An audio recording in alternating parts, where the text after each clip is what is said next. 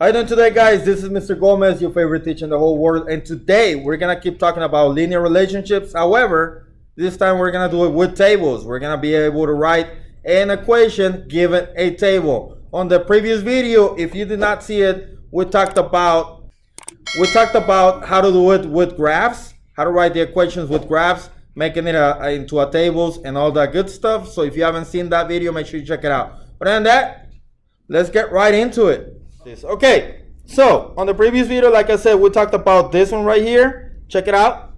And in this one, we're gonna do the same thing. We're gonna go ahead and write an equation given a table. And in this case, I have a few notes right here. It says the Y-intercept, comma, B. That's what the B stands for. B is the Y-intercept. And this is in particular for this table next to it. Can apply for the graph as well if you are able to read it. So it says the Y-intercept B is the Y value where X is 0. Okay? The Y-intercept B is the Y value where X is 0. And then I gave you the standard form of an equation, which is Y equals mx plus b. We're going to have to find m, the slope, which is rise over run. And I have a little note over here on the bottom about how to find m as well. This formula is not going to be given to you on any test. That's just the change of y, that's y subtracting, over the change of x, which is also y subtracting. Okay? For this one right here, it says the y-intercept b is the y value where x is 0. So that means that we are looking at this table. And if there's a 0 value for x, we're in luck, because all we got to do is take the value on y next to that 0, and that is going to be my b, the y-intercept.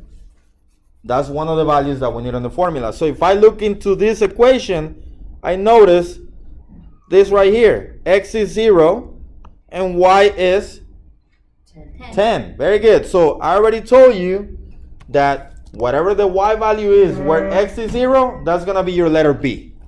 Okay, so in this case, I already found b. What is b again? 10. Okay, that's it. That's b.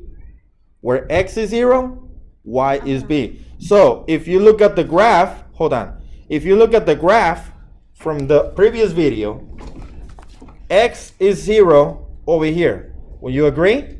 Mm-hmm. So if you go up until the y-intercepts, where does it cross? At 15. Isn't that the y value where x is 0? So that's the same thing, but it is over here.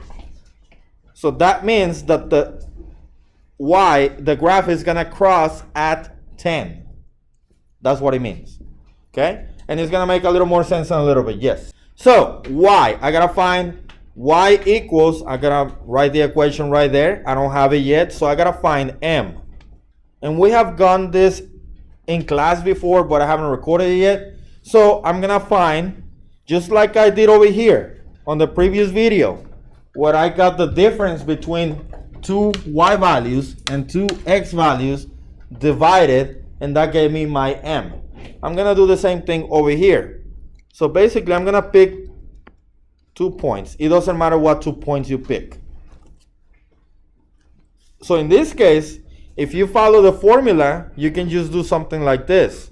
Y2 is going to be the 15 minus Y1, which is 10, so these two, divided by X2, which is 1, minus X1, which is 0, right? See what happens? So over here, when I subtract, I get what on top? On this right here. When I subtract, what do I get? 5. And when I subtract this 2, 1. I get 1. So basically that's what I'm doing over here. 15 minus 10 is 5. 1 minus 0 is 1. Same thing. But for this one, that means that you go up 5 and over 1. This is the rise over run. So whenever you're given a whole number as an m and you want to graph it, just put a 1 under. That way you'll know how many you move to the right or to the left. Yes, sir. So So can you also, like what you did right there, 15 minus 10, can you also do it like 25 minus 20? Absolutely. You can pick any 2 points. Whatever 2 points you want to pick is fine. So let's try that. Why don't we try that? We try this too. What is 25 minus 5? 5. What is 3 minus 2? Oh, that's going to be 5. 3 minus 2 is? 1. 1. Is this the same as this? Yes. Is this the same as this? Now let me show you something. What if we try this one and this one? What is 25 minus 10? 25 minus 10 divided by, that's going to be what? 15? So what is 3 minus 0? 3. And what is 15 divided by 3? 5. Isn't that the same thing as this? Yes. It doesn't matter what 2 points you pick, as long as you subtract y2 minus y1 divided by x2 over x1. I picked the 2 closest one because that's easier and faster. Okay? So now I know m. M is what? 5. So I can write my equation. Y equals 5. 5x plus 10. Plus 10. Very good. That's it. Are there any questions so far? No. So if you were to want to plot this on a graph, you can easily do it. You just take the y-intercept. I think I have space over here. Let me write this over here. What was the equation? Y equals 5x plus 10. You can do that over here. So I look over here. Each square is 1 unit. So my y-intercept is what? What is my y-intercept?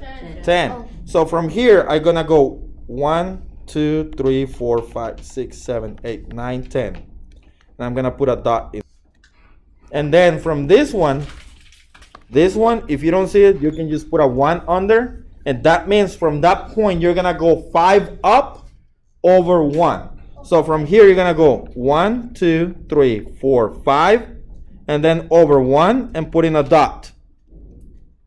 And then you're going to keep doing that. And if you run out of space, you can do the same thing going on the opposite. Instead of up 5, right 1, you're going to go down 5, left 1. 1, 2, 3, 4, 5, left 1.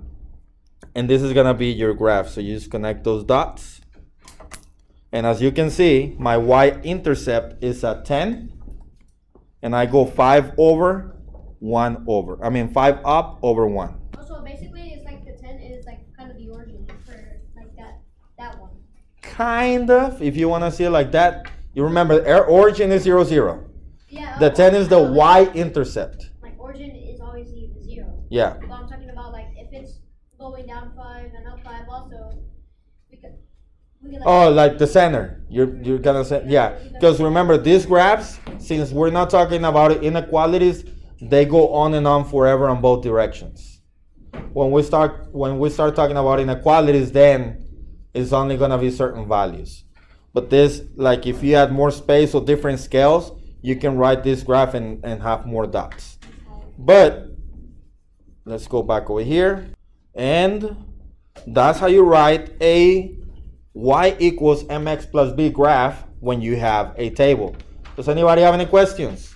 No. If you have any questions, please leave them down in the comments below. If you learned something today, please share this video with somebody else that needs it. If you're new here, please subscribe, turn the notification below. Let's get 1,000 subscribers.